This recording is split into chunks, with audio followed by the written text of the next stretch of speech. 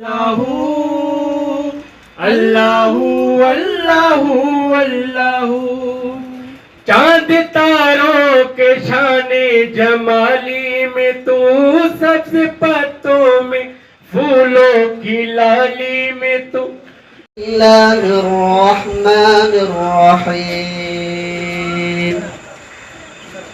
لو أنزلنا هذا القرآن على جبل لرأيته خاشعا متصدعا من خشية الله। जी नाज़रीन, ज़िले शिकारपुर जे शहर मधी जी वेझो ॻोठ जिंदोज़रो में हिरा पब्लिक स्कूल पारां स्कूल जे शागिर्दनि जे मान में सालाना एवॉर्ड तक़रीब थी गुज़री।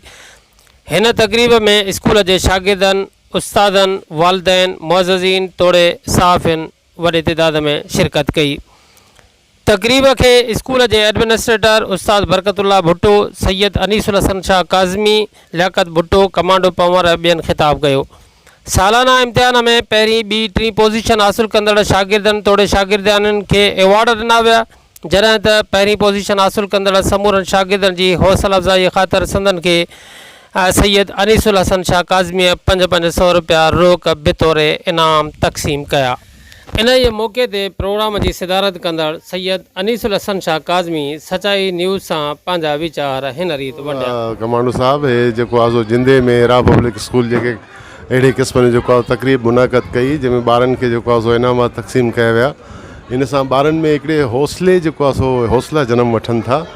ऐं मां सम्झां थो इहे असांजूं जेके तक़रीबात आहिनि इहे सरकारी स्कूल्स में बि थियणु खपनि।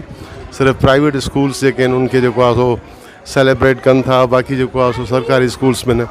इन सां ॿार जेको आहे उनखे सोशलाइज़िंग करण जो हिकिड़ो मौक़ो बि मिले थो।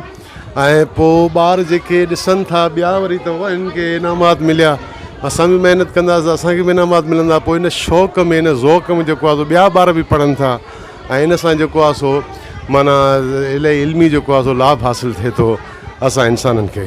मां सम्झां तमामु this is a very decent thing ऐं असांखे इहो करणु खपे, हर साल करणु खपे। पर हर साल छा माना महीने सिर महीने कुझु न कुझु जेको आहे मुख़्तलिफ़ अनावीन सां मुख़्तलिफ़ उनवान ॾेई करे असांखे तक़रीबात अहिड़े क़िस्म जूं करणु खपनि जीअं ॿार में जेको आहे इन हवाले खां मोटिवेटेड जेको आहे ॿार थी। उहो त का कंपेरिज़न आहे कान, सच त इहो आहे त उहो त उते तमामु हिकिड़ी आज़ादु एजुकेशन आहे। हिते असां वटि जेको आहे बायस्ड आहे, असां वटि हिते निसाब जेको आहे उहो बायस्ड आहे, पार्शल आहे। सो उन सां त कंहिं क़िस्म जी कंपेरिज़न आहे कान। पाकिस्तान खे मां सम्झां अञा सदियूं दरकार आहिनि त उहो को अहिड़े क़िस्म जो निसाब ॾिए जेको आहे तालीमी जेको हिकिड़ो माना मुकमल जेको आहे टोटल फ्रीडम ते मुश्तमिल हुजे ऐं ॿार जी इहा चॉइस हुजे, इंतख़ाब हुजे त मूंखे ज़िंदगी जी कहिड़ी डॉक्ट्रिन खे एडॉप्ट करिणो आहे पंहिंजी ज़िंदगी जे लाइ। इहो तमामु परे जी ॻाल्हि आहे।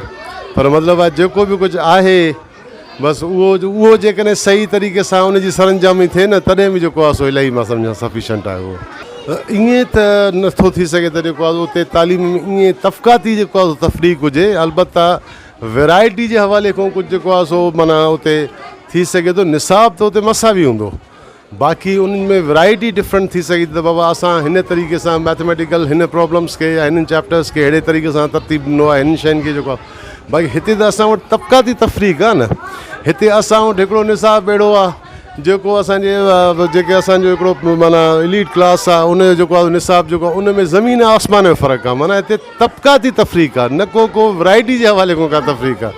सो मां सम्झां इहो न बसि जेतिरो थी सघे इंसानु जेको आहे प्राइवेट स्कूल सची आहे त ख़र्चो बि आहे न। उनजो उस्तादनि जूं माना तव्हां पाण स्कूल हलायो आहे, उस्तादनि जूं सैलरीज़ आहिनि, रेंट आहे या यूटिलिटी बिल्स आहिनि, ॿियूं जेको आहे खोड़ साथिरा अख़राजात आहिनि।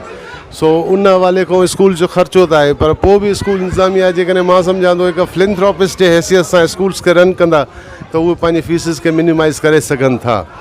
तो इहो आहे।